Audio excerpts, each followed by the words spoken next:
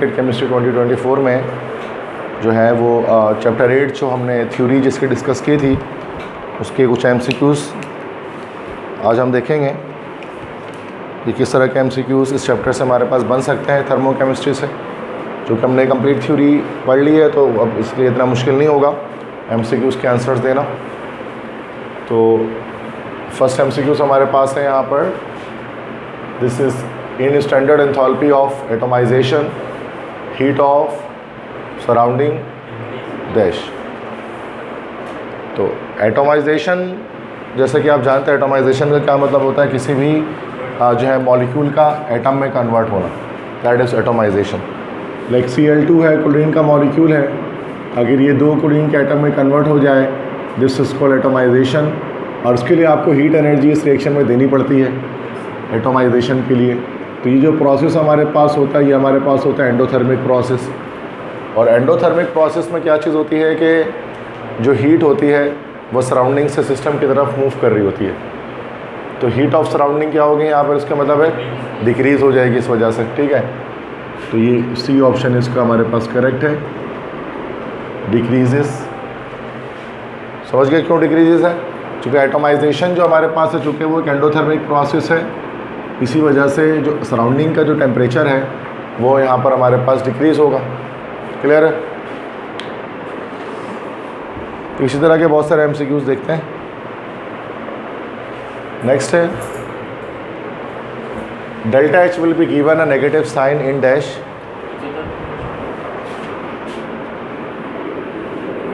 इस delta H को negative sign किसके लिए दिया जाता है? एक्सोथर्मिक रिएक्शंस के लिए दिया जाता है। वैसे देखो ये डिसोसिएशन जो है ना, डिसोसिएशन हमारा एंडोथर्मिक प्रोसेस होता है। मतलब एक टूट जाना एक मॉलिक्यूल का एक एटम्स में, तो वो डिसोसिएशन एक एंडोथर्मिक प्रोसेस है।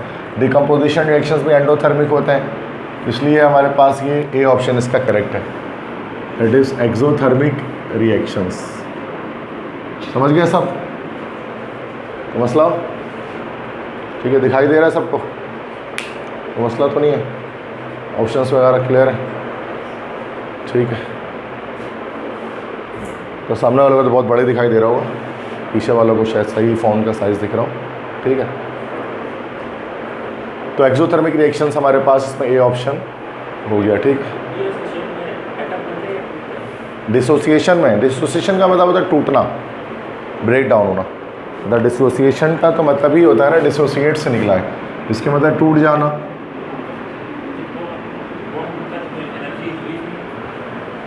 बॉन्ड फॉर्मेशन में एनर्जी रिलीज होती है, बॉन्ड टूटता जब है तो उस वक्त में एनर्जी देनी पड़ती है। मतलब बॉन्ड फॉर्मेशन और वो दो चीज़ें हैं ना, बॉन्ड फॉर्मेशन होता है और एक हमारे पास है बॉन्ड डिसोसिएशन। अब दोनों में से हम एक चीज़ जानते हैं कि बॉन्ड फॉर्मेशन हमारा जो है वो जो प्रोसेस होता है वो एक्सोथर्मिक प्रोसेस होता है और बॉन्ड डिसोसिएशन एंडोथर्मिक प्रोसेस होता है। जब कोई मॉलिक्यूल है, जैसे कि अगर आप बॉन्ड फॉर्म हो रहा है, अगर दो हाइड्रोजन है, अगर वो मिलकर H2 की फॉर्मेशन कर रहे हैं तो उसमें डेल्टा H नेगेटिव आएगा, एनर्जी रिलीज़ होगी 104 किलो कैलोरी पर मोल या 235 किलो जूल पर मोल। इसी तरह से लेकिन अगर ये H2 का बॉन्ड अगर आप ब्रेक करना चाहें, ठीक है, तो इससे क्या होगा कि हमारे पास दो हाइड्रोजन के आइटम्स अलग हो जाएंगे। अब इससे हीट एनर्जी इसमें हमें रिक्वायर्ड होगी ना, तो डेल्टा H यहाँ पर प्लस का 104 या 435 किलो जूल पर मोल या 104 किलो कैलोरी पर मोल आएगी बस। तो इसके लिए से डिसोसिएशन तो हमारा एंडोथर्मिक हुआ, तो उसके लिए डेल्टा H तो ऐसी बात है नेगेटिव तो आएगा नहीं। सही है, मसला सही है। नेक्स्ट MCQs देखें। State function is a macroscopic property that depends upon initial and final states but independent of path. Among the following which is not a state function? Yes? Option D, A option, yes, heat. Heat जो हमारे पास है तो वो हमारे पास एक state path function होता है, heat एक स्टेट फंक्शन नहीं है। Heat is actually a path function. इसीलिए हम Q1 और Q2 ये नहीं कहते कभी इनिशियल हीट और फाइनल हीट, हम जस्ट Q लिखते हैं Q को, ठीक है। बाकी टेम्परेचर T1 T2 हो सकता है, इंटरनल एनर्जी E1 E2 हो सकता है, वॉल्यूम V1 V2 हो सकता है। जिसका इनिशियल और फाइनल स्टेट पॉसिबल होता है वो स्टेट फंक्शन होता है, अदरवाइज वो पाथ फंक्शन है, जैसे हीट। सही है वो मसला। नेक्स्ट क्वेश्चन देखें, लिखा हुआ है enthalpy change for exothermic and endothermic reaction is dash in respectively. क्या ऑप्शन सी गलत हो गया, ऑप्शन सी होगा ही नहीं, ऑप्शन बी होगा। रिस्पेक्टिवली कह रहे हैं ना, तो पहले एक्सोथर्मिक का बताएंगे फिर एंडोथर्मिक का बताएंगे, तो नेगेटिव एंड पॉजिटिव होगा ना, पॉजिटिव एंड नेगेटिव थोड़ी ना होगा। Next is the relation between enthalpy, pressure, volume and internal energy is given by dash. मतलब ये एंथैल्पी का फार्मूला लिखने कह रहे हो और क्या कह रहे हैं, क्या ऑप्शन बी है, बिल्कुल सही है।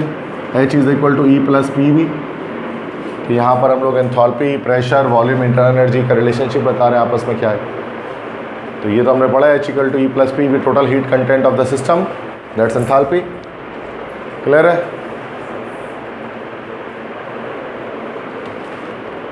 नेक्स्ट क्वेश्चन है कि which of the following process is an exothermic. कौन सा प्रोसेस इसमें से एक्सोथर्मिक है, जिसमें हीट एनर्जी रिलीज हो।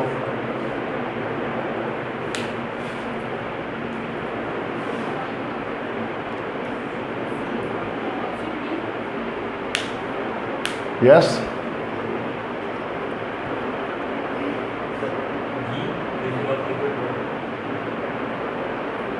देख ले, देखो स्टेट चेंज है ना इसमें, सिंपल के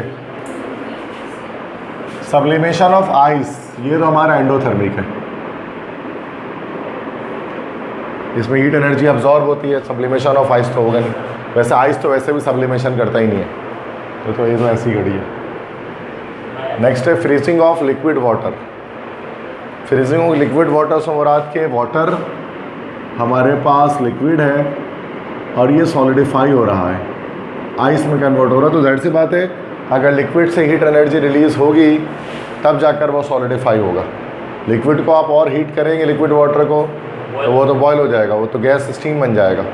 तो दैट्स हमारा बी ऑप्शन होगा ना यहाँ पर, freezing of liquid water. Boiling of liquid water तो एंडोथर्मिक है, सी ऑप्शन कहाँ से होगा, इसमें हीट करेंगे तो लिक्विड बॉयल होगा ना भाई, तो एंडोथर्मिक है। Melting of ice to liquid water, ये भी एंडोथर्मिक है, मेल्टिंग ऑफ आइस।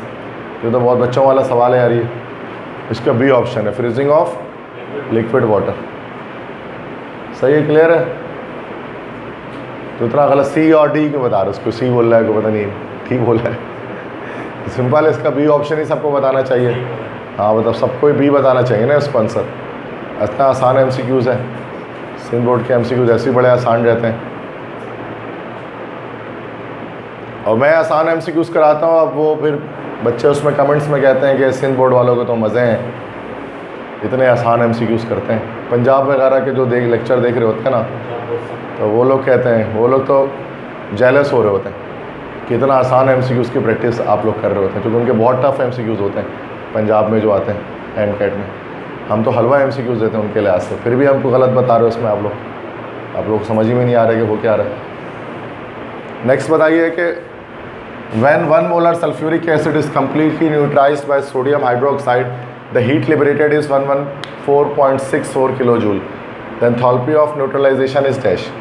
अच्छा ये देख लीजिए, इसको मैं आपको आंसर बता दे रहा हूँ। ये आगे ये इसका ऑप्शन बी करेक्ट है, -57.32। देखो आपको पता है जब भी एसिड और बेस रिएक्शन करता है तो ये सॉल्ट एंड वाटर बनता है, ठीक है। इस प्रोसेस को हम लोग कहते हैं, this process is called neutralization, है ना भाई, ये प्रोसेस न्यूट्रलाइजेशन कहलाता है। अब इसमें जो डेल्टा एच निकलता है उसको डेल्टा एच एन कहते हैं ना भाई, और ये हमेशा एक्सोथर्मिक होता है, नेगेटिव होता है, हीट एनर्जी रिलीज होती है। इस हीट को हम लोग कहते हैं दिस इज कॉल्ड एंथैल्पी या फिर हीट ऑफ न्यूट्रलाइजेशन, या उसको हम कह सकते हैं एंथैल्पी ऑफ न्यूट्रलाइजेशन, ठीक है। एक चीज़ याद रखें कि जब भी स्ट्रॉन्ग एसिड और स्ट्रॉन्ग बेस दो रिएक्शन करेंगे और सॉल्ट और वाटर बनाएंगे, तो उस सूरत में जो delta H N neutralization, heat of neutralization होगी वो माइनस का 57 किलो जूल पर मोल आएगी। अब वो कोई भी स्ट्रॉन्ग एसिड और स्ट्रॉन्ग बेस रिएक्शन करता है तो ये सेम वैल्यू आती है हमारे पास, ठीक है, माइनस 57 किलो जूल पर मोल। अब चाहे आप चाहे आप जो है वो HCl का रिएक्शन NaOH से कराकर NaCl प्लस वाटर बना दें, या चाहे आप अगर नाइट्रिक एसिड का रिएक्शन KOH से कराकर पोटेशियम नाइट्रेट प्लस वाटर बना दें। देखो दोनों में क्या हो रहा है, strong acid strong base reaction कर रहा है, तो इन दोनों की डेल्टा HN की वैल्यू हमेशा सेम रहेगी, यही रहेगी, ठीक है, माइनस 57 किलो जूल पर मोल।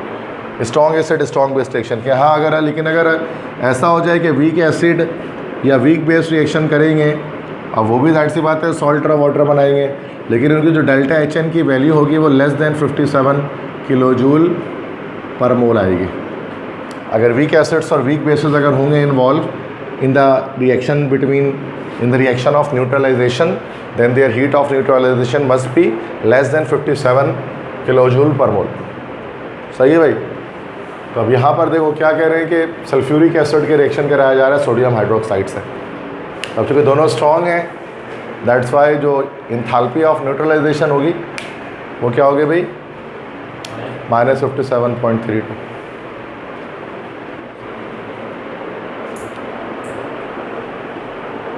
नेक्स्ट एमसीक्यूज देखें।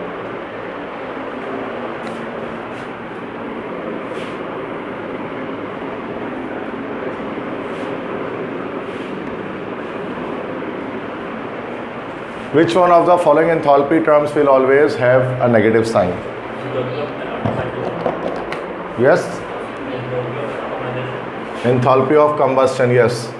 Enthalpy of combustion जो है वो हमेशा इसका नेगेटिव साइन ही आएगा, चूँकि कंबस्टन हमेशा कुछ जो है वो कैसा रहता है, एक्सोथर्मिक रहता है। क्योंकि एक्सोथर्मिक रिएक्शन हो तो डेल्टा एच हमारे पास इसका नेगेटिव आना चाहिए हर सूरत में जब भी रिएक्शन हो। सही है। नेक्स्ट है heat of combustion of a compound is dash. तो ये तो अभी ऊपर ही चला गया, तो नेगेटिव होगा हीट ऑफ कंबस्टन किसी भी कंपाउंड का। क्लियर है।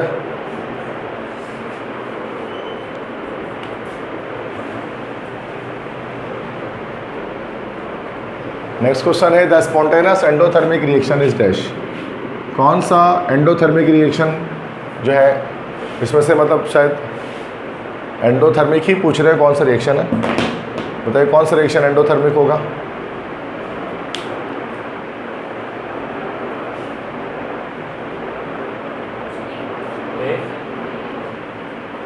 जी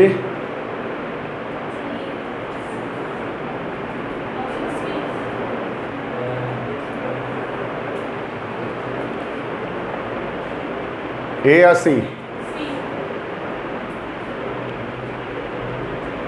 सी ऑप्शन, क्यों?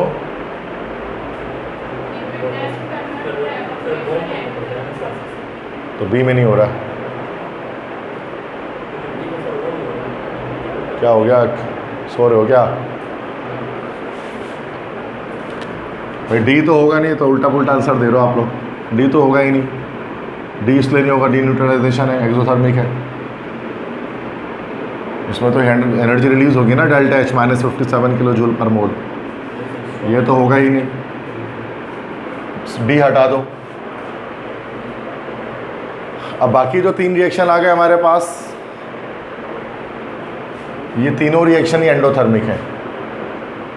ये भी in the presence of heat होता है, ये भी in the presence of heat होता है, ये भी in the presence of heat ही होता है।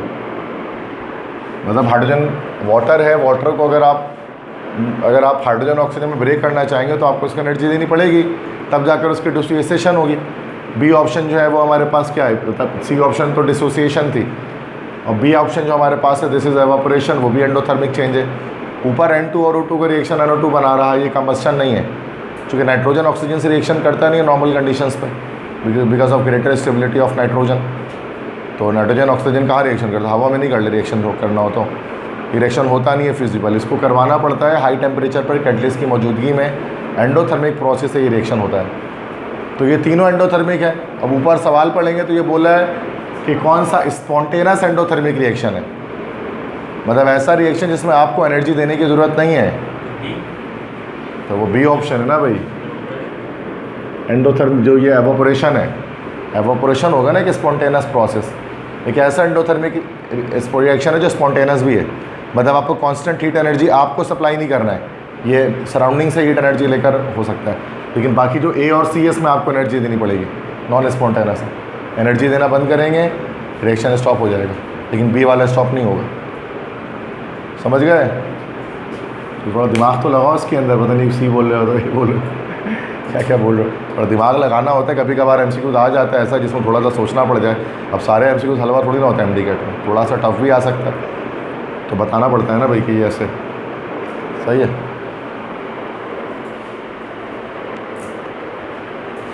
ठीक है, आगे बढ़ते हैं। फिर मैं आगे सबको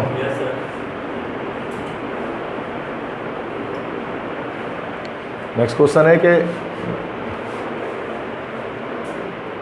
mathematical expression of first law of thermodynamics is dash. First law of thermodynamics की मैथमेटिकल एक्सप्रेशन क्या है? ऑप्शन ए है सही है, delta equal to Q plus W.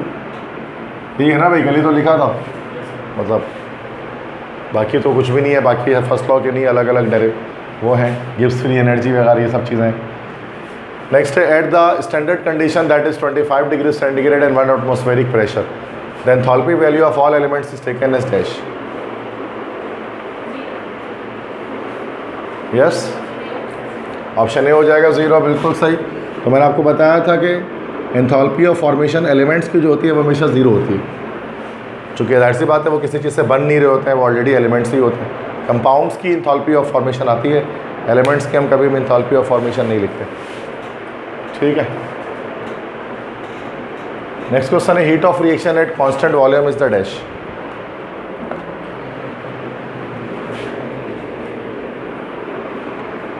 Constant volume पर जो हीट ऑफ रिएक्शन है वो किसके बराबर होती है?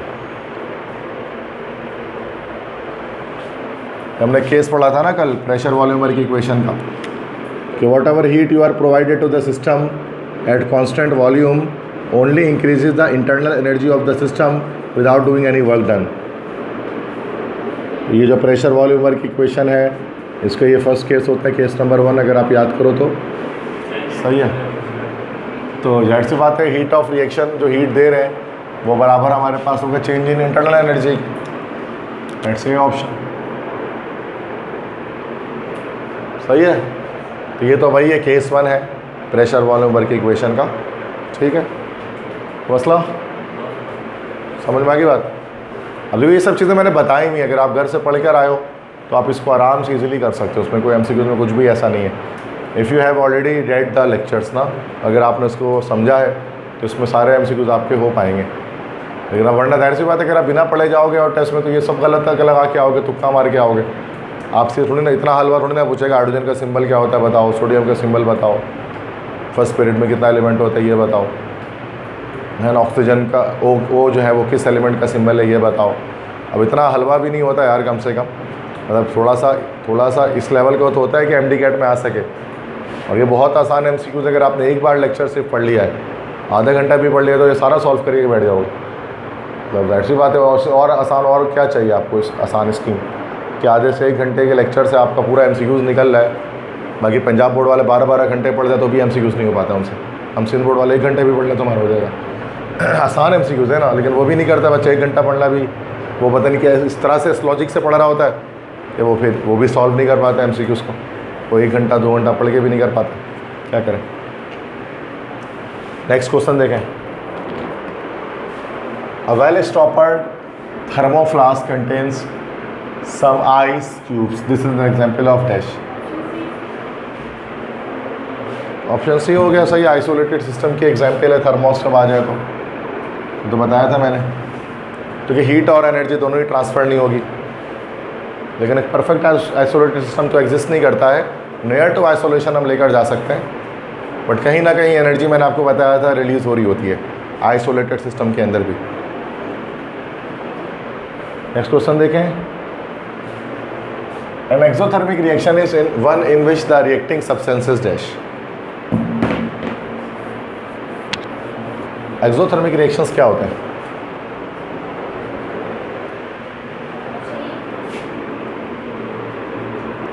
यस, बिल्कुल सही कहा, ऑप्शन ए। क्योंकि जब रिएक्टेंट प्रोडक्ट में कन्वर्ट हो रहा है, अगर इसकी डेल्टा एच की वैल्यू, इसकी जो एंथैल्पी वैल्यू H1 है, अगर ये हाई है और इसकी एंथैल्पी वैल्यू लो है, तो ड्यूरिंग द रिएक्शन क्या करेगा, अपनी उस एक्स्ट्रा एनर्जी को रिलीज़ करेगा। और वैसे भी अगर H2 माइनस H1 करेंगे तो नेगेटिव वैल्यू आएगी। ठीक है, तो ये तो मैंने बताया था आपको एंडोएक्सो में कि एक्सोथर्मिक रिएक्शन में जो रिएक्टेंट होते हैं, रिएक्टिंग सब्सटेंसेस में जब जो रिएक्टेंट होते हैं उनकी एनर्जी हायर देन प्रोडक्ट होती है, तभी जाकर क्या होता है, एक्सोथर्मिक रिएक्शन फिजिबल होता है। सही है, तो मसला क्लियर है आज तक? कुछ इसमें बोल भी कुछ ही बच्चे होते हैं, लेकिन हर बच्चा आंसर नहीं देता है। अब देखो, आप जवाब नहीं देकर आप चैंपियन नहीं बन सकते कि हम तो इंसल्ट से बच गए, वरना तो हम गलत जवाब दे देते हैं। अच्छा हुआ, ये एक जो है ना, एक कहते हैं ना इसको, एक फ़र्ज़ी किस्म का एक ईगो जो हमारे अंदर पाकिस्तानियों में होता है कि बोलो ही नहीं, चुप से बैठा रहो तो टेंशन ही नहीं है। और 99% हम ऐसी है, उनकी वजह से पाकिस्तान में कुछ चेंज ही नहीं आ रहा होता है। ना कुछ बोलते हैं, ना कुछ सुनते हैं, ना कुछ करते हैं। बोलना ज़रूरी है, भले आप गलत बोलें, लेकिन बोलें। अब कुछ बच्चे 4-5 बच्चे आंसर दे रहे होते हैं, बाकी चुप से बैठे रहते हैं कि पता नहीं गलत आंसर दे देंगे तो सबको पता लग जाएगा हम गलत आंसर दिए। ऐसे आप चुप होकर थोड़ी ना कोई आपको जीनियस समझ रहा होगा। फिर आप चुप हो तो आप जीनियस थोड़ी ना कोई आपको समझ रहा है। तो कोई ये लग रहा है उसको आ नहीं रहा तभी नहीं बोल रहा, आसान सी बात है। आपको ऐसा लगता है कि हम चुप है तो हमें लगता है कि यार सही है, इसको आप दूसरे लोग हमें ये समझ रहे होंगे कि मुझे आता है लेकिन मैं बोल नहीं रही। दूसरे लोग ये समझते हैं आपको नहीं आता तभी आप नहीं बोल रहे। इसलिए बोलना ज़रूरी है, भले आप गलत बोलें। अटैम्प्ट लें आप 1 बार 2 बार 3 बार। मुझे तो पता है कौन आंसर दे रहा है कौन नहीं दे रहा है क्लासरूम में। सब अच्छे आंसर देंगे तो फिर पता लगेगा कि हाँ भाई कितना किसको समझ में आ रहा है, किसका कितना नहीं आ रहा है। ऐसा तो वरना फ़ायदा ही नहीं है। ऐसा ही सही बात है ना भाई, आप भी आंसर दें तो मैं कौन सा उस पर पनिशमेंट। आपको बड़े हो गए बच्चे, आप खुले ना बोलूँगा कि खड़े हो जाओ, डेस्क पे खड़े हो जाओ, मुर्गा बन जाओ बाहर जाके। ये तो बड़े हो गए ना यार, आपको मसला नहीं है। नहीं गलत दिए, गलत नहीं दिए, देखते हैं। इतने बड़े लेवल में पनिशमेंट थोड़ी ना मिलती किसी को। सही है भाई, तो ये हमारे पास हो गया। उसका नेक्स्ट MCQs देखते हैं। उसका बताइए कि एवोपरेशन ऑफ वाटर, ये कौन सा चेंज इन चारों में से? एंडोथर्मिक चेंज है, पक्की बात है? नहीं, एंडो नहीं है। बाकी ऑप्शन आ रहा है क्या कोई? सही है, यही तो है एंडोथर्मिक चेंज। बाकी आंसर आएगा ही नहीं, इसके अंदर लगेगा ही नहीं। C option. नेक्स्ट है, when water is added to quicklime the reaction is dash.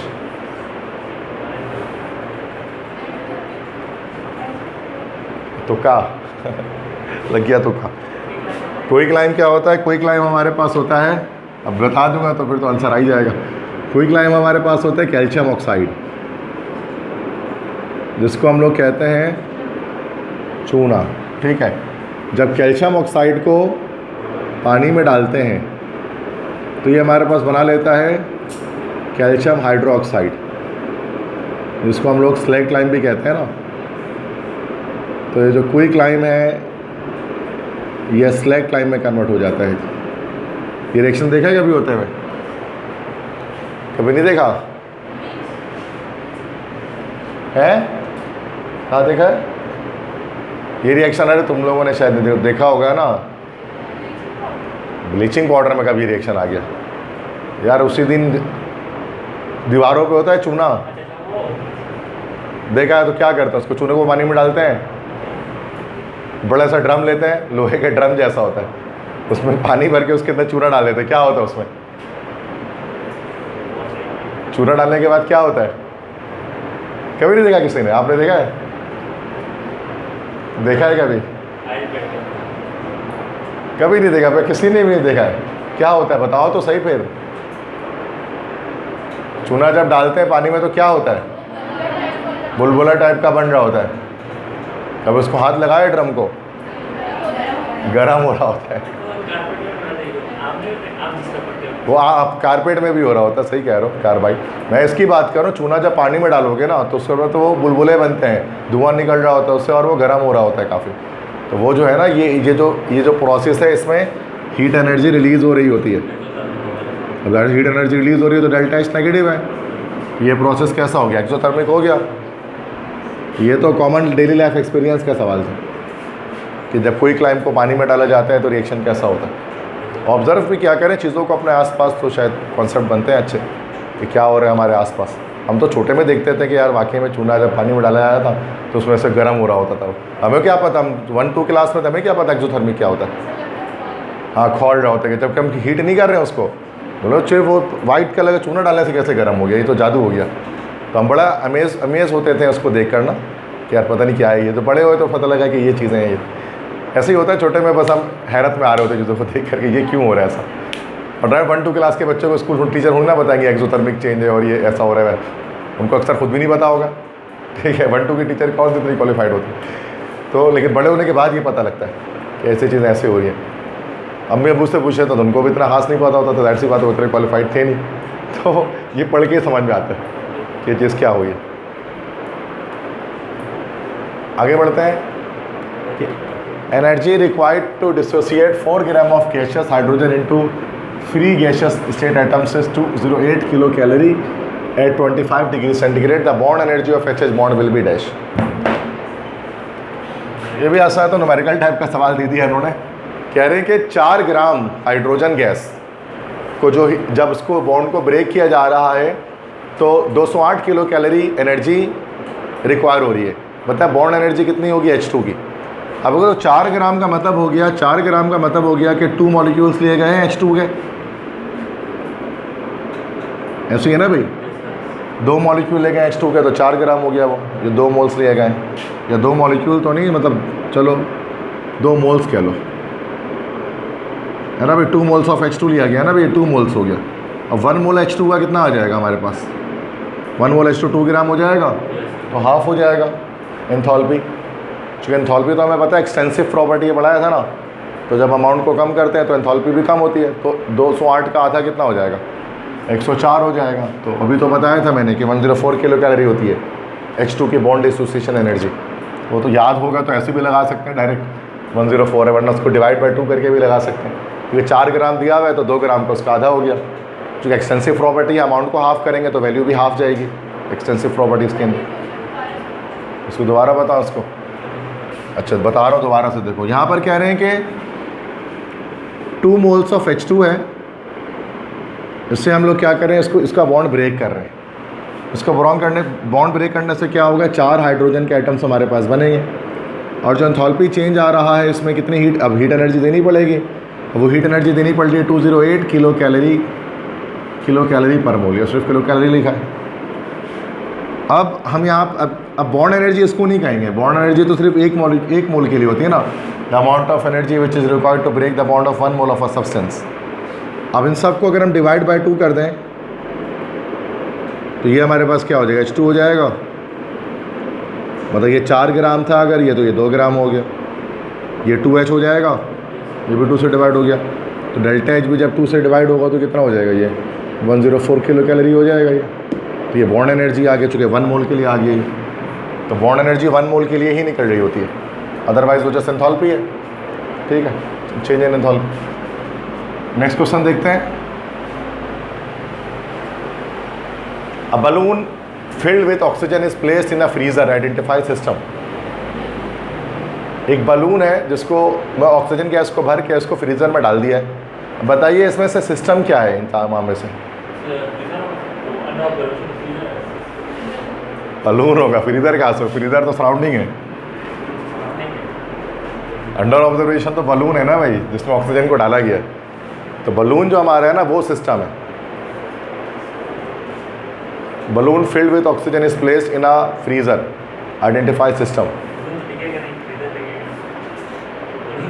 शीशे वाला लगा, शीशे वाले में डाल दे जो पेप्सी वाले का होता है, अब दिख जाएगा तो उससे क्या फ़र्क पड़ता है। तो वो फ्रीज़र तो सराउंडिंग है ना, जिसके आसपास तो मौजूद है, जहाँ से वो हीट एनर्जी एक्सचेंज कर रहे हैं अपनी। ठीक है,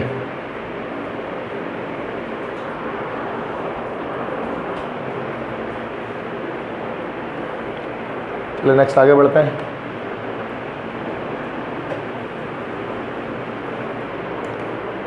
नेक्स्ट क्वेश्चन है H2 + I2, ये बन गया 2HI और डेल्टा H दिया हुआ है।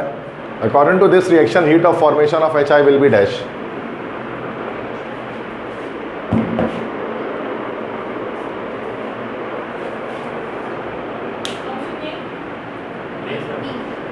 बिल्कुल ऑप्शन ए हो जाएगा, सही बात है. क्योंकि यहाँ पर जो इसकी एंथैल्पी है भाई इसकी हीट ऑफ फॉर्मेशन भी है, क्योंकि एलिमेंट से ही तो बन रहा है ये अपने कंपाउंड. हीट ऑफ फॉर्मेशन किसे कहते हैं? एलिमेंट से अगर कोई कंपाउंड बन रहा है अपने तो जो एंथैल्पी आ रही है वो हीट ऑफ फॉर्मेशन है. अभी तो बन ही रहा है एलिमेंट से, हाइड्रोजन आयोडीन से, एक ही स्टेप में हो गई, हमेशा कुछ भी कर लो आप. तो सूरत में जो उसकी एंथैल्पी है वही हीट ऑफ फॉर्मेशन भी है. तो मैं आगे बात हुई, ऐसे सिंपल क्वेश्चन था. नेक्स्ट है which of the following sets constitute of all state function of system. इसमें से बताओ कौन से सारे स्टेट फंक्शन है, तो पाथ फंक्शन नहीं है. ऑप्शन सी बिल्कुल सही, एंथैल्पी. तो एंथैल्पी भी हमारे स्टेट फंक्शन होता है, H1 H2 होता है. इंटरनल एनर्जी भी स्टेट फंक्शन होता है, E1 E2 होता है. एंट्रोपी भी स्टेट फंक्शन होता है, S1 S2 होता है, तभी इसको डेल्टा एस कहते हैं. और थर्मोडायनेमिक फिजिक्स में पढ़ा होगा डेल्टा एस 0 होता है. Second law of thermodynamics, change in entropy is equal to 0. तो एंट्रोपी चेंज हो सकती है. नेक्स्ट है कि hydrogen is a diatomic molecule and it's molecule have dash. अब ये थोड़ा ट्रिकी सवाल है. हाइड्रोजन एक डायटोमिक मॉलिक्यूल है और उसके मॉलिक्यूल्स किस तरह के मूवमेंट करेंगे? Translational, vibrational, vibrational and rotational, translational and vibrational. Option A.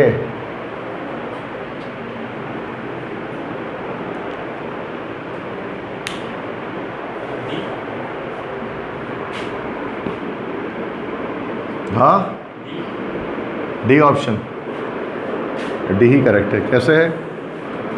A option correct नहीं है. देखें, ये हाइड्रोजन का मॉलिक्यूल, एक मॉलिक्यूल ये हमारे पास रहा और ये दूसरा हाइड्रोजन का मॉलिक्यूल है.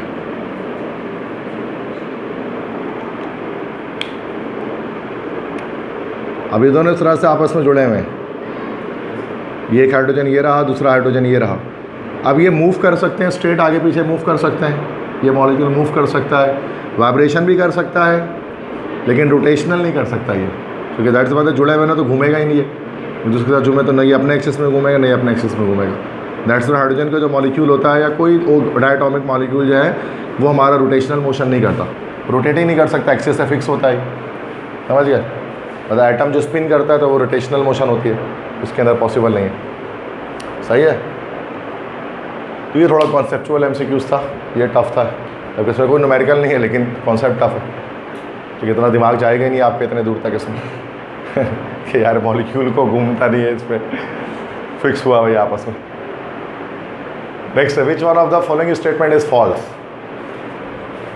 जो गलत स्टेटमेंट है वो ढूंढिए. ऑप्शन ए हो जाएगा बिल्कुल सही, work is a state function. Path function है वर्क, सही कहा बिल्कुल. तो ऑप्शन ए करेक्ट है. यहाँ पर वर्क स्टेट फंक्शन नहीं है, पाथ फंक्शन है. नेक्स्ट क्वेश्चन है the system becomes more stable if it dash.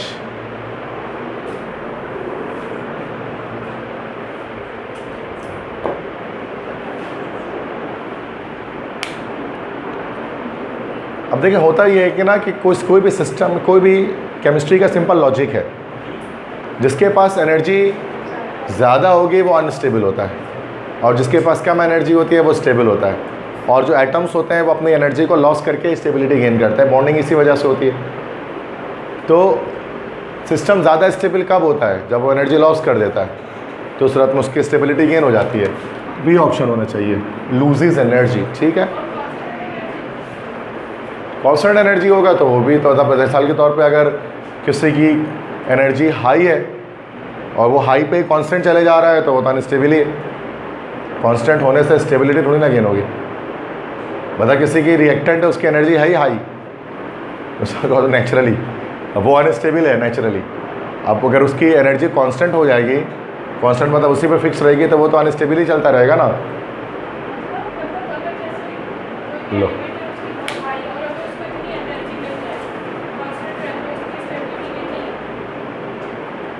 Energy gain होने से तो अनस्टेबिलिटी होगी, स्टेबिलिटी कैसे गेन होगी? यही तो मैं बता रहा हूँ. एनर्जी जब गेन होती है तो सूरत में वो जो मॉलिक्यूल है वो हमारा अनस्टेबल हो जाता है. स्टेबल थोड़ी ना होता है, अनस्टेबल हो जाता है ना. स्टेबिलिटी थोड़ी ना गेन होती है. मतलब उसके बाद में कंपाउंड बनने के बाद स्टेबिलिटी, यार ये चीज़ है ना, देखो इस तरह से होता है ना। एक्टिवेशन एनर्जी हम कैसे बनाते हैं, इस तरह से ग्राफ बनाते हैं कि ये हमारे पास ये टाइम हो गया, ये जूल में एनर्जी आ गई, ठीक है। अब ये हमारे पास ये हमने यहाँ पर जूल में एनर्जी डाल दी, 10, 20, 30, 40, 50। अब यहाँ से जैसे हमने रिएक्टेंट डाल दिया, ये हमारा इंटरनल एनर्जी है, ये हमारा थ्रेशोल्ड है। जो काइनेटिक एनर्जी, अच्छा अभी हमने काइनेटिक्स तो नहीं पढ़ी है ना, तभी नहीं समझ पा रहे हो। तो अब ये जो है वो इंटरनल, हमारे पास इंटरनल एनर्जी है IE, ये हमारे पास TE है, थ्रेशोल्ड एनर्जी है ना भाई। तो ये रिएक्शन क्या होता है, पहले यहाँ से यहाँ तक जाता है थ्रेशोल्ड तक, उसके बाद क्या होता है फिर डाउन हो जाती है एनर्जी, ऐसे ही होता है ना भाई।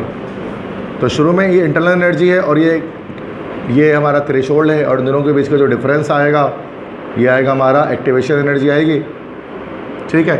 तो यहाँ पर ये जब थ्रेशोल्ड एनर्जी रीच होता है तो अब यहाँ पर बहुत ज़्यादा अनस्टेबल हो जाते हैं कंपाउंड, और अनस्टेबल होने की वजह से अब हमारे पास एक एक्टिवेटेड कॉम्प्लेक्स बनता है ना। अब जो एक्टिवेटेड कॉम्प्लेक्स बनता है तो वो कोलिजन्स होती है मॉलिक्यूल्स के बीच में, इफेक्टिव कोलिजन्स। फिर जब कंपाउंड फॉर्म हो जाता है तो उसकी स्टेबिलिटी फिर डाउन हो जाती है, वो स्टेबल हो जाता है, ठीक है। तो मतलब कि एक वक्त के लिए वो अनस्टेबल होता है। तो यहाँ पर यही कहा जा रहा है कि अगर कोई एटम है उसकी, अगर कोई कंपाउंड है उसकी रिएक्टेंट की, मतलब हम स्टेबिलिटी को कांस्टेंट कर दें, अगर वो अनस्टेबल ही है शुरू में तो वो अनस्टेबल ही रह जाएगा ना फिर। तो वो क्या सवाल करें फिर, आप क्या कहना चाह रहे हैं? कोई एलिमेंट है, सही,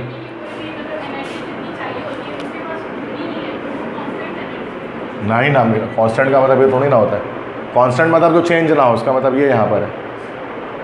अगर वो अनस्टेबल है तो वो कांस्टेंट, अगर वो रहेगा तो अनस्टेबल ही रहेगा ना, एनर्जी ने लॉस करेगा ना गेन करेगा, वो कांस्टेंट हो जाएगी एनर्जी उसकी।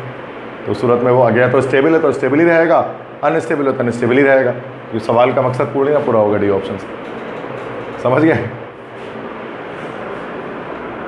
नेक्स्ट क्वेश्चन है, which of the following process में बी एक्सोथर्मिक। इसमें से कौन सा प्रोसेस एक्सोथर्मिक हो सकता है?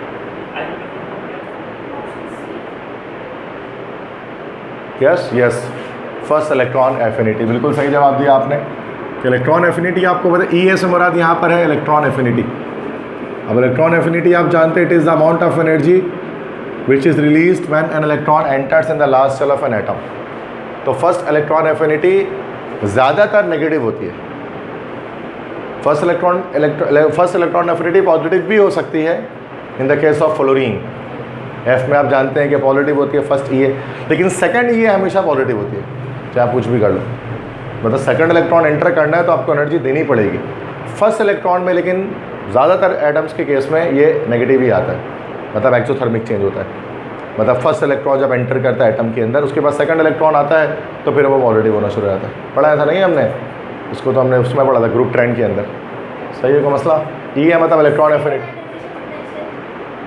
सेकंड IP तो वो तो एक्सोथर्मिक ही होगी, एंडोथर्मिक ही होगी। IP तो सारी एंडोथर्मिक होती है। इलेक्ट्रॉन निकालने हैं तो एनर्जी देनी ही पड़ती है, आप कुछ भी कर लो। अब एल्यूमिनियम में 3 इलेक्ट्रॉन है, तीनों को निकालो, हाँ एनर्जी कम ज़्यादा हो सकती है, फर्स्ट IP सेकंड IP से कम हो सकता है, इस तरह से हो सकता है, लेकिन नेगेटिव में नहीं जा सकती IP तो है ही एंडोथर्मिक प्रोसेस। आयनाइजेशन पोटेंशियल वो तो अलग चीज़ है, मैं बोल रहा हूँ। अच्छा ये तो एक अलग सा कॉन्सेप्ट है ना, मैंने उल्टा बोल दिया शायद। इसके मतलब इनके चेंज हो सकता है इनके एनर्जी में, लेकिन नेगेटिव नहीं आ सकती बहरहाल ये, ठीक है, कहने का मकसद ये। बाकी फर्स्ट IP सेकंड IP से क्या होगी, सेकंड जब एक इलेक्ट्रॉन निकल जाता है तो रिपल्जन जो है वो हमारे पास कम हो जाती है, इलेक्ट्रॉनिक दूर चले जाता है, तो इलेक्ट्रॉन निकालना आसान है। फर्स्ट IP ज़्यादा होती है सेकंड IP से, ऐसे ही है ना। तो वो तो हमने पढ़ा था उसको भी पीछे, first IP second IP third IP। Next, according to Hess's law, the law enthalpy change in a chemical reaction dash.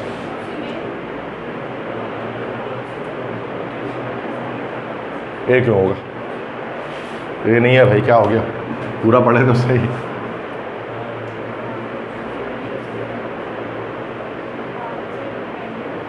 B option होगा ना, इंडिपेंडेंट ऑफ द पाथ। अब चाहे कोई भी पाथ फॉलो करें, डायरेक्ट पाथ फॉलो करें, indirect follow करें, तो सूरत में जो एंथैल्पी चेंज होगा वो हमेशा कांस्टेंट आएगा। यही तो होता है हेसेस लॉ, भूल गए, Hess's law of constant heat summation भाई, ये समझ मेरी बात।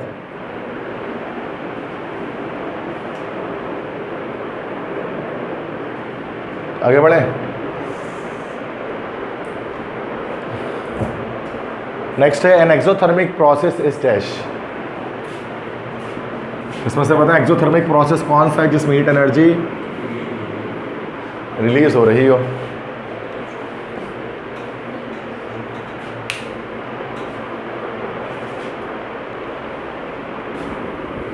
ये क्या लिखा हुआ है? ओ लिखा हुआ है, ओ गैसियस लिखा हुआ है।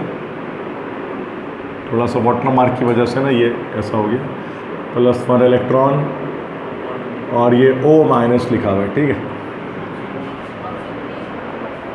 कौन सा एक्सोथर्मिक होगा? B option, D option. देखो ए ऑप्शन है H2 और ये बन रही है तो एंडोथर्मिक है, ये तो ऐसी कड़ी है। बी ऑप्शन है ऑक्सीजन गैसियस से 1 इलेक्ट्रॉन ले रहा है, नेगेटिव चार्ज। बी हो सकता है क्योंकि बी इलेक्ट्रॉन एफिनिटी खारिज करेगा क्योंकि इलेक्ट्रॉन रिसीव हो रहा है। नेक्स्ट में सी में फिर इलेक्ट्रॉन नहीं, अरे क्या हो गया? बी ऑप्शन है, ये तो सेकेंड इलेक्ट्रॉन एफिनिटी है, ये तो पॉजिटिव आएगी। अभी O-1 एक इलेक्ट्रॉन ले चुका ऑक्सीजन, अब दूसरा ले रहा है, दूसरा लेगा तो एनर्जी रिलीज थोड़ी ना होगी, एनर्जी देनी पड़ेगी। अभी तो बताया 5 मिनट पहले, सेकेंड इलेक्ट्रॉन एफिनिटी क्या होती है? पॉजिटिव होती है। दूसरा इलेक्ट्रॉन डालना है अगर किसी एटम में तो सूरत में एनर्जी देनी पड़ेगी, तो यहाँ से बी ऑप्शन होगा। ये फर्स्ट IP है इसकी, फर्स्ट E है, सॉरी फर्स्ट इलेक्ट्रॉन एफिनिटी। नहीं समझ मेरी बात? Reaction in which heat evolve disorder, ये तो ये सब सवाल करो तुम लोग, ऐसा ऐसा आसान सवाल करो, ऐसा ऐसा सवाल करने में मजा आता है ना। Exothermic. Next, all types of energies of particles forming a system is called dash. मतलब सिस्टम में जितनी तरह की एनर्जीज होती हैं, इसके आप बोलो यस इंटरनल एनर्जी, जितनी भी तरह की जो है वो एनर्जीज हैं। एंथैल्पी तो हीट कंटेंट है, एंथैल्पी ये बताता है कि टोटल हीट कितनी मौजूद है सिस्टम के अंदर। अब वो हीट इंटरनल एनर्जी के फॉर्म में भी हो सकती है, वो वर्क डन के फॉर्म में भी हो सकती है। मतलब ये जो एंथैल्पी है वो टोटल एनर्जी नहीं है पार्टिकल्स की, वो तो एंथैल्पी जो होता है वो heat content of the system है, the total heat content of the system है। एक सिस्टम में कितना हीट मौजूद है वो बताएगा एंथैल्पी, लेकिन एनर्जी कितनी है वो तो इंटरनल एनर्जी बताएगी। अब वो काइनेटिक हो सकती है, पोटेंशियल हो सकती है, काइनेटिक में ट्रांसलेशन, वाइब्रेशनल, हर तरह की एनर्जी, वो सब मिला जुला के सब इंटरनल एनर्जी बन जाती है। जो एनर्जी मौजूद है रिएक्टेंट मॉलिक्यूल्स के पास है सिस्टम, लेकिन जो हीट मौजूद है वो एंथैल्पी है। एनर्जी और उसमें हीट में फ़र्क है ना भाई, ठीक है। हीट थर्मल एनर्जी वो अलग चीज़। नेक्स्ट है the heat of neutralization is minimum for dash. किसके लिए हीट ऑफ न्यूट्रलाइजेशन मिनिमम होगी? वीक एसिड वीक बेस ढूंढ लो आप। ऑप्शन ए में है वीक एसिड वीक बेस, यह सही जवाब दिया आपने, ए ऑप्शन, ठीक है। नेक्स्ट है इन एक्सोथर्मिक रिएक्शंस डैश। हाँ कूल्स डाउन, हीट अप कहाँ से? हीट अप तो एंडोथर्मिक में होता है।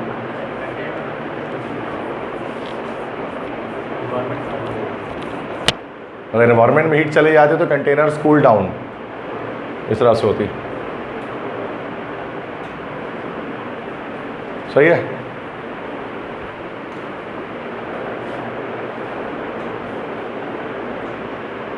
नेक्स्ट क्वेश्चन है विच नॉन स्पॉन्टेनियस रिएक्शन। कौन सा रिएक्शन नॉन स्पॉन्टेनियस है जिसमें आपको लगातार एनर्जी देनी पड़ेगी तो रिएक्शन होगा, अदरवाइज नहीं होगा। जैसे एनर्जी रोकोगे रिएक्शन बंद। सी, यहाँ पे बताया था ना सी। N2 और O2 नॉर्मली रिएक्शन नहीं करते एटमॉस्फेयर में, अगर आपको रिएक्शन करवाना है तो you have to provide heat, तब ये रिएक्शन हो सकेगा। नेक्स्ट है the amount of heat required to raise the temperature of a body through 1 degree centigrade is called dash.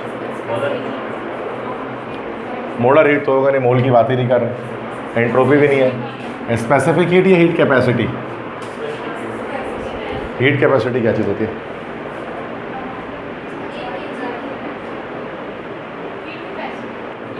Heat capacity की डेफिनेशन, स्पेसिफिक हीट में हम यूनिट मास लेते हैं, तो यूनिट मास तो ही नहीं लिखा हुआ उसके अंदर, बस कह रहे हैं किसी भी सब्सटेंस के टेम्परेचर को 1 डिग्री सेंटीग्रेड इंक्रीज करना है तो ये हीट कैपेसिटी है।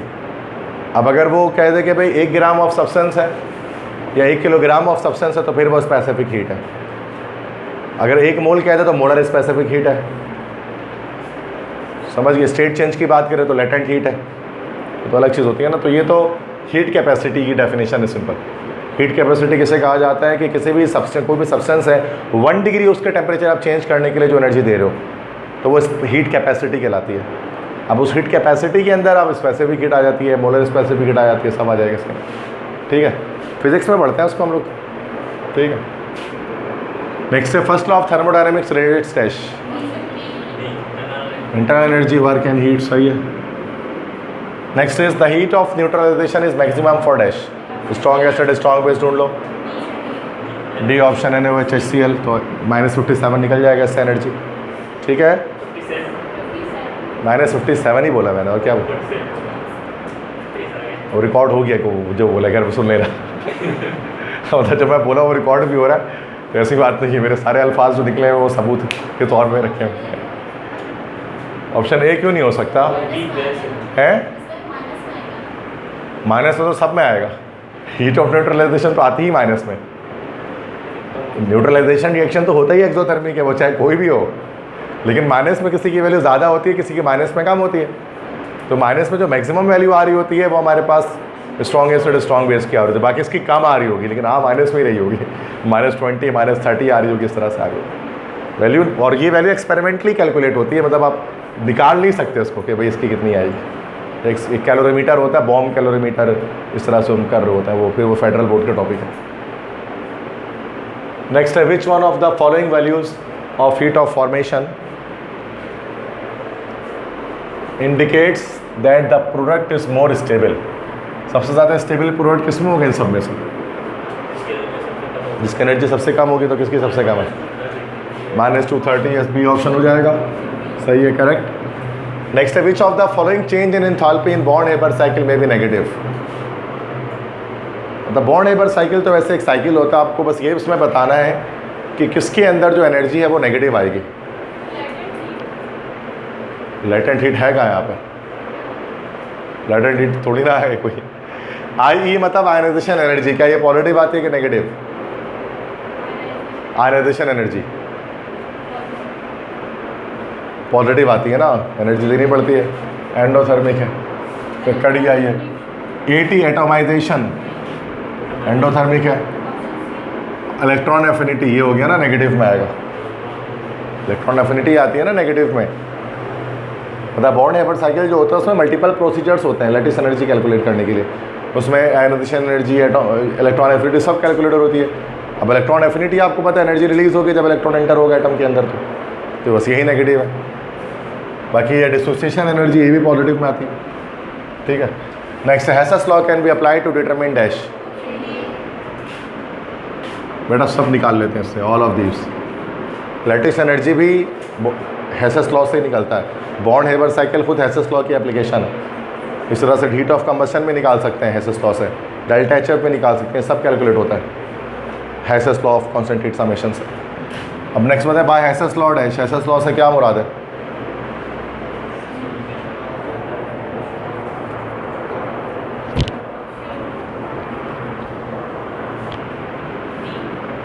तो ऑप्शन डी, साइक्लिक प्रोसेस के लिए एंथैल्पी चेंज हमारा 0 आ रहा होता है। समेशन ऑफ एंथैल्पी चेंज सारा 0 आएगा अगर प्रोसेस साइक्लिक हो रहा है तो यही हमारा कौन हेसेस लॉ कहलाता है। साइक्लिक प्रोसेस के बारे में बात होती है ना इसमें, ABCD साइकिल बन रहा होगा। नेक्स्ट क्वेश्चन देखें। Generally all reactions exchange energy with the surrounding, which of the following is not true about this energy exchange.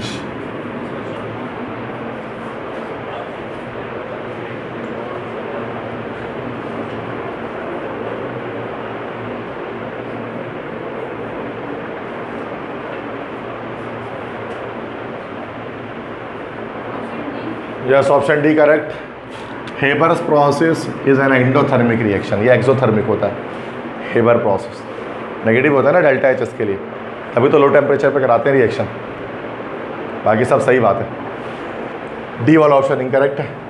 पता है ना हेबर प्रोसेस की N2+3H2 फॉर्म्स 2NH3, तो अमोनिया की जो फॉर्मेशन होती है वो एक्सोथर्मिक होती है। नेक्स्ट देखें, endothermic reactions involve the decrease of temperature of surrounding, which of the following is an example of it?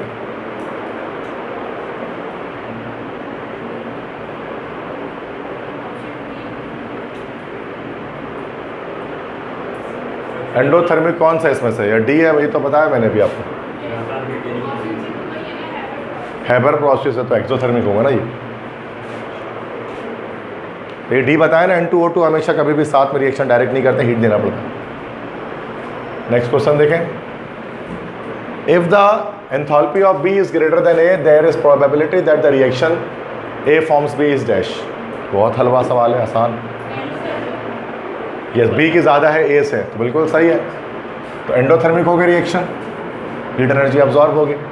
Which of the following enthalpy of reaction is positive? इसमें से कौन सी एंथैल्पी पॉजिटिव होगी?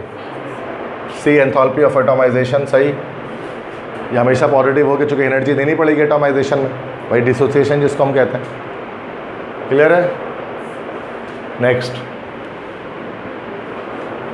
The quantity of heat which is supplied to the system by keeping the volume constant is used to bring about the change in dash। Yes, सही है, बिल्कुल सही है। तो हीट जब देंगे हम कांस्टेंट वॉल्यूम प्रोसेस पर, तो सूरत में सिर्फ इंटरनल एनर्जी में चेंज आएगा। Q बराबर होगा डेल्टा H के, फर्स्ट केस जो है हमारा।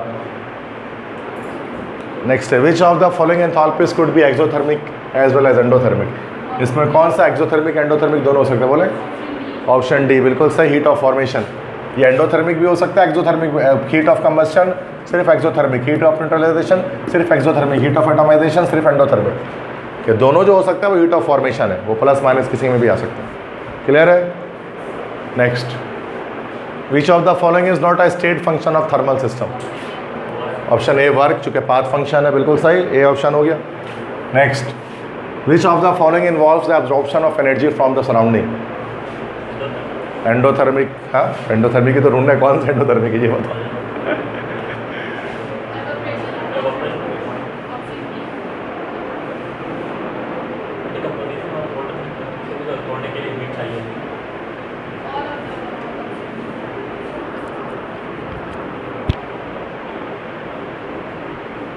क्योंकि देखो बी भी है, सी भी है। एवोपरेशन ऑफ वाटर और डिकम्पोजिशन ऑफ वाटर, मतलब तो ये उसमें भी हीट चाहिए होगी। अगर वाटर को अगर हमें डिकम्पोज करना है, उसके लिए भी हीट चाहिए होगी। और इसके लिए भी, ए के लिए भी चाहिए होगी। ग्रेफाइट को डायमंड में कन्वर्ट करना है, मतलब जैसे साइड सी बात है, हाई टेम्परेचर पे कन्वर्जन होती है ना, जब हाई प्रेशर हाई टेम्परेचर लगता है ग्रेफाइट में, तो वो डायमंड में कन्वर्ट होता है। तो ये सारे ही एंडोथर्मिक प्रोसेसेस हैं। D option. क्योंकि ग्रेफाइट में आपको पता है एम्प्टी स्पेसेस होते हैं ना मॉलिक्यूल में, तो जब उसको फिर हीट देकर फिर उसको या फिर उस तरह से करीब किया जाता है, प्रेशर अप्लाई करके, देन जाकर फिर वो डायमंड में कन्वर्ट होता है। But I don't think so कि ऐसा कोई नेचुरल प्रोसेस होता है ग्रेफाइट का डायमंड में कन्वर्ट होना। लिखा हुआ है तो इसलिए ऑल ऑफ दिस, जो बी और सी आ गया तो ए तो होना ही था, भले वो कुछ भी हो। नेक्स्ट क्वेश्चन देखें, in thermochemistry there are two fundamental ways of transferring energy across the boundary of the system, these are dash. Thermochemistry में दो तरीके होते हैं एनर्जी को ट्रांसफ़र करने से बाउंड्री से बाहर। किस दो तरह से एनर्जी ट्रांसफ़र होती है? Yes, option A, heat and work, बिल्कुल सही जवाब है। तो ये हीट और वर्क की सूरत में एनर्जी ट्रांसफ़र हो रही होती है। या तो एनर्जी ट्रांसफ़र हीट की फॉर्म में होगी सिस्टम से सराउंडिंग की तरफ, या वर्क डन की सूरत में भी एनर्जी ट्रांसफर, क्योंकि work is also a form of energy. तो हीट और वर्क डन, या तो पिस्टन ऊपर जाएगा, ये वर्क डन हो रहा होगा, या तो हीट एनर्जी बाहर जा रही होगी। तो ये दो चीज़ें जिसकी वजह से एनर्जी ट्रांसफ़र होती है सिस्टम से सराउंडिंग में या सराउंडिंग से सिस्टम में। यही दो तरीके होते हैं एनर्जी ट्रांसफ़र के थर्मोकेमिस्ट्री के लिहाज से। नेक्स्ट है, which of the following compounds has negative heat of solution?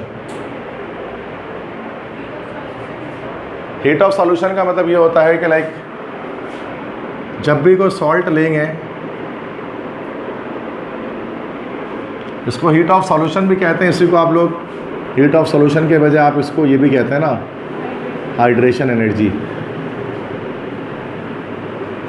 जब भी कोई सॉल्ट डाला जाता है पानी के अंदर, तो उससे क्या होता है कि ये Na+ और Cl- में ब्रेक होता है, और इस प्रोसेस से क्या होता है, एनर्जी रिलीज़ होती है। ये प्रोसेस हमारे पास एक्सोथर्मिक होता है। तो कोई भी सॉल्ट आप पानी में डालेंगे तो वो क्या करेगा, एनर्जी को रिलीज़ करेगा। अब ये सारी सॉल्ट है ना, तो ऑप्शन क्या हो जाएगा, डी हो जाएगा ऑल ऑफ दिस। इनमें से किसी को भी डालोगे तो नेगेटिव हीट ऑफ सोल्यूशन होती है, नेगेटिव है, कभी पॉजिटिव नहीं होती। मीन्स जब भी आप किसी सॉल्ट को पानी में डालते हो हाइड्रेशन होती है तो एनर्जी रिलीज़ ही होती है। हाइड्रेशन में एनर्जी अब्जॉर्ब कभी भी नहीं होती है। पढ़ा होगा ना हाइड्रेशन हाइड्रोलिसिस फ़र्क। तो क्या होता है कि ये हीट एनर्जी रिलीज़ करता है। तो मसला तभी जैसे सॉल्ट को पानी में डाला जाता है तो इसका टेम्परेचर डाउन हो जाता है वाटर का। क्यों डाउन होता है? क्योंकि इसके अंदर से हीट एनर्जी रिलीज़ हो जाती है, एक्सोथर्मिक चेंज आता है। समझ गए? तो आइस बॉक्स वगैरह देखा होगा, उसमें सॉल्ट यूज़ किया जाता है आइस बॉक्स वगैरह। या कभी जो है वो कभी कोई बर्फ़ पिघल रहा हो उस पर आप नमक डाल दो तो वो जम जाता है बर्फ़ फ़ौरन से। क्यों जम जाता है? चूँकि एनर्जी रिलीज़ हो जाती है, एक्सोथर्मिक चेंज होता है। तो देखा होगा साइंस, उसमें साइंस के मैजिक ट्रिक्स के अंदर दिखा रहे होते हैं ऐसा, पिघलते हैं बर्फ़ में नमक डालते हैं ना, बर्फ़ जम जाता है। क्या हो गया, पागल पागल हो गया? क्यों नमक डालते हैं? तो पिघले नहीं, नमक डालेंगे तो और पिघल जाएगा वो, उसको पता है बर्फ़ वाले तभी तो। अरे भाई क्या हो गया, समझो इसको, ऐसा क्या मतलब, कैसे पिघलेगा? देखो, अरे कॉमन सेंस वाली बात है, कॉमन सेंस वाली बात है, इसमें कोई वो बड़ी बात नहीं है।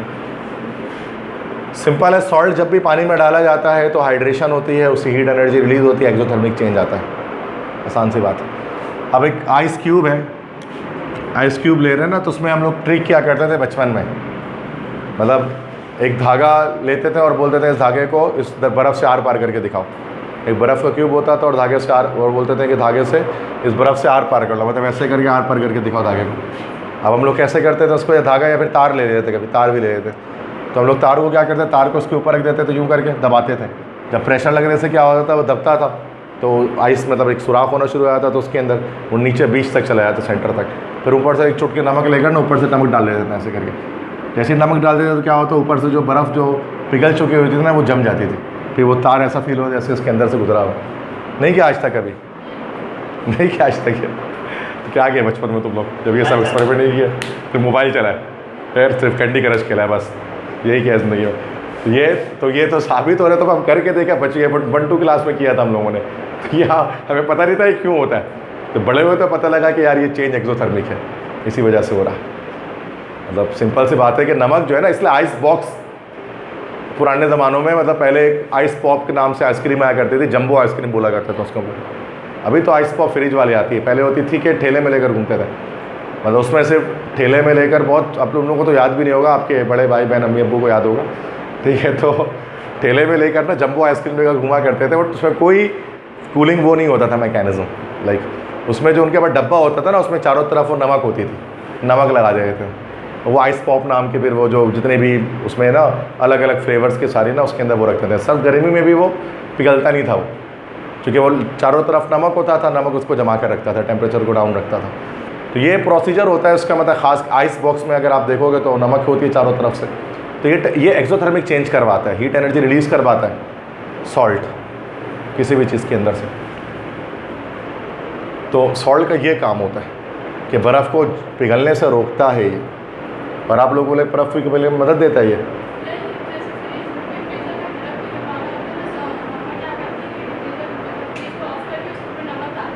तो उससे क्या होता है, बर्फ़ क्या हो गया, नमक कौन डालता है? अल्लाह के बंदे खोल के बंद करके ऐसे ही छोड़ देते हैं बस उसको। नमक क्यों डालेंगे? कोई नमक क्यों ऐसे नहीं, ऐसे भी बंद तुम फ्रिज कर दो ना और उसको डोर खोल देना तो वो खुद ही 15-20 मिनट में पिघल के निकल जाता है वो। उसको कोई नमक डालना नहीं पड़ता है उसको, उसके अंदर नमक डालोगे तो और जम जाएगा वो। गलत है, जाके तू पूछ लेना मम्मी से तुम्हारा घर में गलत, अगर वैसा कर रही है तो करने से मना करना कि गलत कॉन्सेप्ट है। होता है सर, हम लोग गलत टोटके अपना लेते कभी कभार, जबकि वो करना नहीं है। वो कहते हैं ना, वो लोग कहते हैं ना, वो अब पता नहीं है, कल देख रहा था उसमें पता नहीं फेसबुक पे एक वो बता रहे थे, पता नहीं कौन, एक नीम हकीम खतरे जान जैसे थे, वो कह रहे हैं किसी को बुखार हो गया तो पैरासीटामोल नहीं लें, आप गरम पानी लें उसमें, और गर्म पानी टब में लेकर ना वो गरम 40 डिग्री तक, उसमें गर्म पानी में ना अपना पाँव डाल दे और छोड़ दे। अरे बोलो और ज़्यादा बॉडी टेम्परेचर बढ़ा देगा वो। मतलब फेसबुक पे और मिलियन व्यूज़ उसमें आए हैं उसमें, और जो मतलब होता है कभी कभार ऐसे ऐसे टोटके होते हैं जो कि गलत होते हैं, हमारे लिए ख़तरा होते हैं। वो तो और टेम्परेचर को बढ़ा देगा बॉडी की। वो कह रहे हैं कि गर्म पानी में पाँव डाल दो 40 डिग्री के। वो तो मतलब ठंडा बंदा पानी यूज़ करता है ना, कि पानी अगर बुखार होता है तो ठंड मतलब। लेकिन वही कि लोग कुछ लोग फॉलो कर लेते हैं उसे टोटके, ऐसा होता है। चलो आगे बढ़ो। Which of the following statement is a statement of first law of thermodynamics? कौन सा statement first law of thermodynamics की स्टेटमेंट है? एनर्जी की नेदर क्रिएटेड नॉट डिस्ट्रॉयड। सही बात है, सही क्लियर है। Next, a cyclic process which is used to calculate the latest energy of potassium bromide is dash. जोर से बोलो। बॉन्ड हेबर साइकिल से लेटेस्ट एनर्जी कैलकुलेशन होती है, बिल्कुल सही। नेक्स्ट है वन। हाँ तो फिर हेबर से भी होनी चाहिए थी, तो सी ऑप्शन ही करेक्ट है। मतलब हाँ, अगर हेसेस लॉ की ही एप्लीकेशन है, फोर्थ का ऑप्शन हो तो लगा देते हैं हम। नेक्स्ट है 1 mole of hydrochloric acid reacts with 1 mole of sodium hydroxide to dash.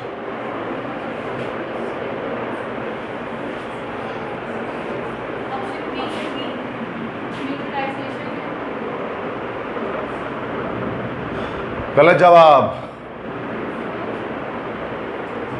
देख लो, करके देख लो, करने में क्या है। अब देख लो सब हो रहा है कि नहीं हो रहा है, सब हो रहा है कि नहीं हो रहा। 1 मोल वाटर भी बन रहा है, 1 मोल सोडियम आयन बन रहा है, 1 मोल क्लोराइड आयन बन रहा है, और 57.32 एनर्जी रिलीज भी हो रही है। सब हो रहा है भाई।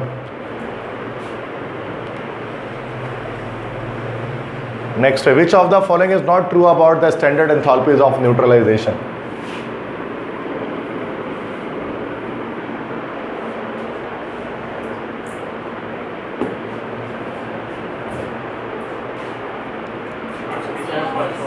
क्या? सी ऑप्शन बिल्कुल सही। It is -57.32 kilo joule per mole in case of weak acid react with weak base. Week acid weak base कैसे कम आएगा? मैंने बताया इतना नहीं आएगा कभी। स्ट्रॉन्ग एसिड स्ट्रॉन्ग बेस का इतना आता है। नेक्स्ट क्वेश्चन देखें। For a reaction in which heat is given out from the system the surrounding dash. एक ऐसा रिएक्शन जिसमें हीट एनर्जी सिस्टम से बाहर निकल रही है, मतलब एक्सोथर्मिक है। तो एक्सोथर्मिक में क्या होता है? फ्लूइड की एनर्जी कम होती है, रिएक्टेंट की ज़्यादा। Energy of fluid is less than reactant ना, ये ऑप्शन होगा। Next, which of the following is defined by the first law of thermodynamics? तो फर्स्ट लॉ ऑफ थर्मोडायनेमिक्स की स्टेटमेंट में इनमें से कौन सी चीज़ होती है उसके मैथमेटिकल एक्सप्रेशन में? क्या होती है? अरे फर्स्ट लॉ क्या होता है? Q equal to delta E plus W. क्या है इसमें से बताओ? ऑप्शन डी है ना, चेंज इन इंटरनल एनर्जी है। फर्स्ट लॉ थर्मोडायनेमिक्स इसको कहते हैं। ये तो प्रेशर वॉल्यूम की इक्वेशन है, वो अलग है, वो एंथैल्पी बताता है आपको। ठीक है। Next, consider a balloon of given volume V1 of the gas temperature T1। After some time the temperature T1 drops to T2 when it moves to cold part of the room. It's Q and W are dash. Heat और work done पूछ रहे हैं। T1 temperature drop हो रहा है T2 में, temperature drop हो रहा है ना, तो हीट एनर्जी रिलीज हो रही है। तो Q हमारा क्या आ गया? नेगेटिव आ गया। और वर्क डन, अब जब टेम्परेचर रिलीज हो रहा है, डाउन हो रहा है, तो कंप्रेशन होगी, पिस्टन नीचे जाएगा। तो W कैसा आएगा? पिस्टन नीचे जाएगा तो पॉजिटिव, तो नेगेटिव पॉजिटिव क्या हो जाएगा? ये ऑप्शन हो जाएगा। सही है। तो ये दूसरा लॉजिकल एमसीक्यू था जो साइन कॉन्वेक्शन मैंने बताया था उसके लिहाज से। ठीक है। नेक्स्ट एमसीक्यू है, if change in internal energy of system is equal to heat, the work done by the system is dash.